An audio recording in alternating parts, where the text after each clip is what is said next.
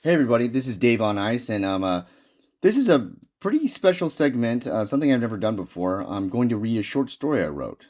Um, I stumbled across this short story. I wrote it years ago, and it really resonated with me. I was thinking about where I was at when I wrote this one. I remember it being kind of good, and after I'd read it, I normally, when I read work that I wrote years ago, even not that too long ago, I was like, oh man, this is so cringeworthy, and this isn't that good. But actually, I thought this was pretty good, and I don't know why I do that. A lot of writers and people do that about their work. Not even writers, just artists or people of that sort. Where it's like one of those things where you go, "What did you expect you to be awesome and just nailing it from the beginning?" This is part of like how you get better. So I started reading it, and it really resonated with me, and I think it's one that will resonate a lot with other people too. Now, a little kind of a trigger warning: it does deal with some very heavy subject matter, like alcoholism and depression and some suicide, not in graphic detail. And this is also to say it's also semi-autobiographical. It's not like a fantastical story or anything, but I put it under, nonfiction. The one thing is I will be posting this on the Patreon with the transcript of it, so you can read it because there's just a little bit of dialogue into it. So I don't know how hard it'll be to follow. I'll try to read it slow and well, but I think anybody that is suffering from, addiction or mental health problems, I think this is a story that would really resonate with them. And, if you want to share it with anybody that you can. And again, if you want to read the story in its full text, check out the Patreon. But anyway, this story is called Happy Hour. So here we go. Happy Hour. Some people say hell is existing in a place you want to leave but can't. Some say purgatory is the same as hell, only you are there and you still think you have a chance you can leave. You can have more than one life in you, but you only die once. And some people end their life but keep on living. Self-reincarnation, that's the key to survival for some people. Percy says this to his reflection in the mirror across from him at the bar. There are people out there dying all the time even though they're still breathing. But that's the key. Keep breathing. He takes a long sip of his drink. I'm perched on the bar stool next to him, and I wasn't sure we were having a conversation until he cranks his neck around to look, almost over his shoulder, at me. He smiles. We're in a barely lit dive bar called Limbo, and the place is empty even though it's full of people. There's no life in this place. Murmurs and classic rock saturate the air, but the sound of it is dulled. It's as if everything is an echo. Percy tells me that I can put my drinks on his tab, but I have a random, yet strong, feeling he doesn't have any money.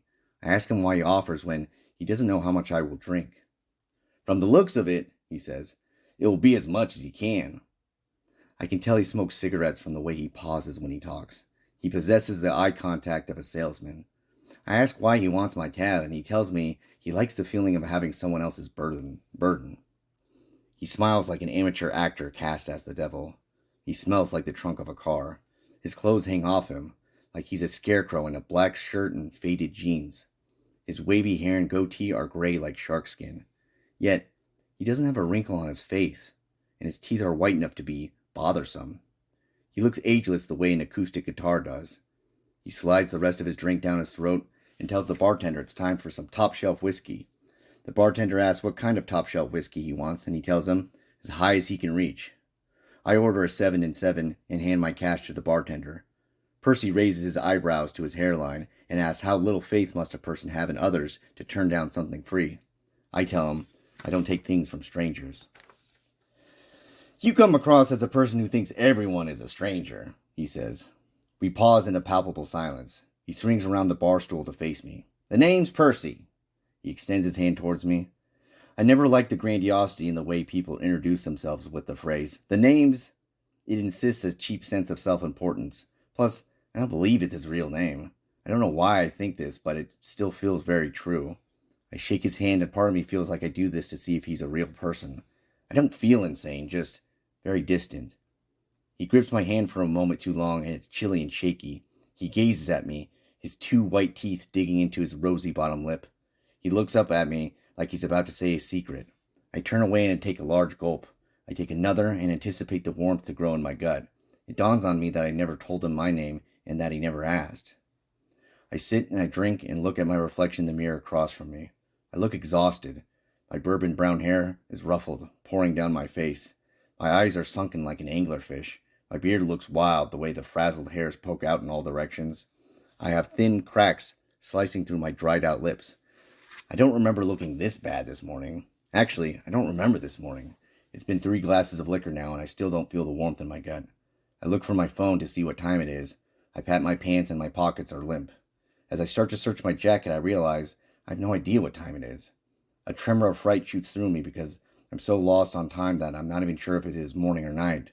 I look for windows in the bar, but I forget that this establishment is underground.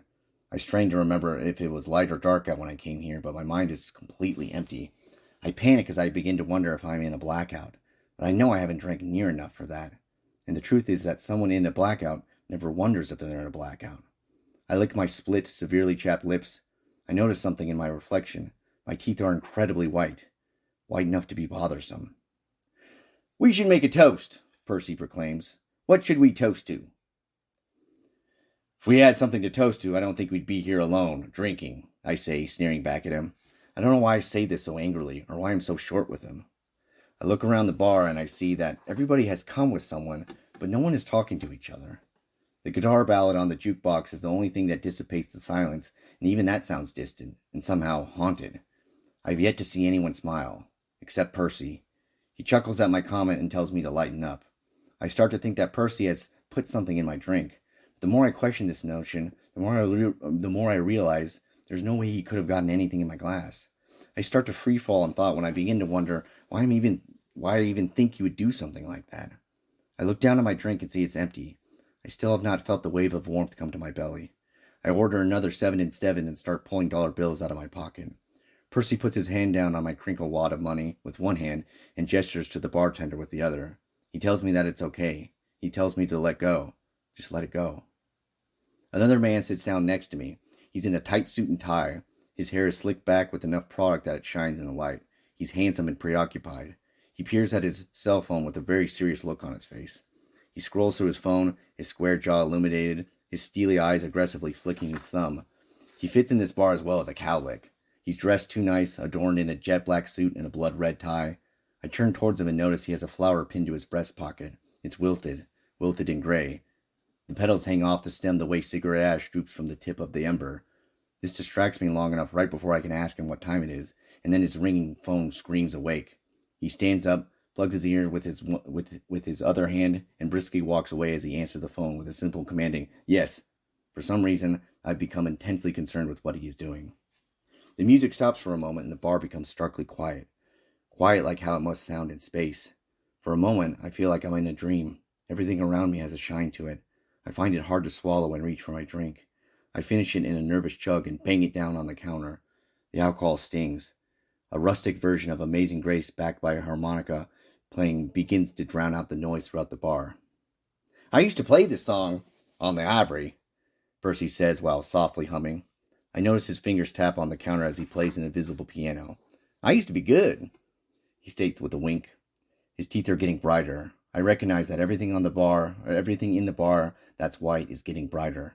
I look around the room and see a man and woman hugging each other in a booth. The man's face is buried in the woman's neck, and his shoulders dart up and down in quick heaves. The woman looks up at me, and I see tears glistening in her eyes. They sparkle brightly in the same way the sun shimmers off the water of a lake. "Some people just can't handle it," Percy says with his eyes closed, still tapping the bar like it was his piano. "Their liquor?" I ask. "That too," he says. Amazing Grace gets louder in the song a gospel choir joins into the singing. The bartender grabs a glass for one of the patrons, and I spot a vivid, colorful tattoo on his forearm. It's of a blue hummingbird in a cage, and it's stretching its beak for a flower that's just out of reach. It looks like the hummingbird's proboscis can almost touch the nectar. The cage is on fire. I ask to use Percy's phone, and he says he doesn't get service here. Nobody does. I ask him what time it is, and he points to my empty glass and says it's time for another drink. I look back at the crying man in the booth, and I see the man with the gray flower corsage is off his phone and is sitting next to the crying man, talking into his ear. "So tell me, what lives have you lived?" Percy asks. I begin to think about this strange question deeply. I want to tell him about how I wanted to work with animals, the kind you find at the zoo. I never really knew what I wanted to do with them or how I would help them, but I just wanted to be around them. I wanted to watch them in the wild and write about their natural lives and the way they live. I want to tell Percy about the family I was going to raise before my child became a miscarriage and my wife became an ex. How our girl's name was going to be Lily. She was going to have lots of green in her life. She would have an empty space on her wall that she would one day get to draw on. I was going to be her coach for basketball if she wanted to play. She would get to know our dogs, and although we would have to deal with we would have to deal with their deaths eventually at a younger age, we would teach her to appreciate the time she had with them. I wanted to talk about how instead I became a salesman and could sell anything and hated doing it. I hated the feeling of using my time and talents for money. I hated money. I hated what it turned people into, especially me. I wanted to talk about being a man who used to think his ideas for what he wanted to be when he grew up were stupid. He thought they were stupid because they had no real direction or any security, and the aspirations always changed. The person who wanted to be with animals turned into a writer, who turned into a filmmaker, who turned into a lawyer, who settled for being a salesman. I wanted to talk about being a man who wanted a family, who would learn to love things infinitely more than themselves, who would be responsible for children, and the children would grow up to be people for this world. I tell Percy about that family and those children's and how they would end up becoming only imaginary, like so many things in my life. I tell Percy more about the hundreds of lives I wanted to live and the thousands of lives I could see myself living. And then I tell Percy about the life I now have, the life I actually have, the one as a lost, mentally ill alcoholic. A story that could be told with my wrists and all the things that have been on them. Handcuffs, hospital bracelets, nightclub bans, self-inflicted wounds, the hands of my sobbing mother, tattoos I got when I was drunk that say forgive on one wrist and forget on the other. This was a life that I happened to live out of all the ones I had dreamt up. This was the life I got stuck with out of all the hundreds and thousands of imaginary ones.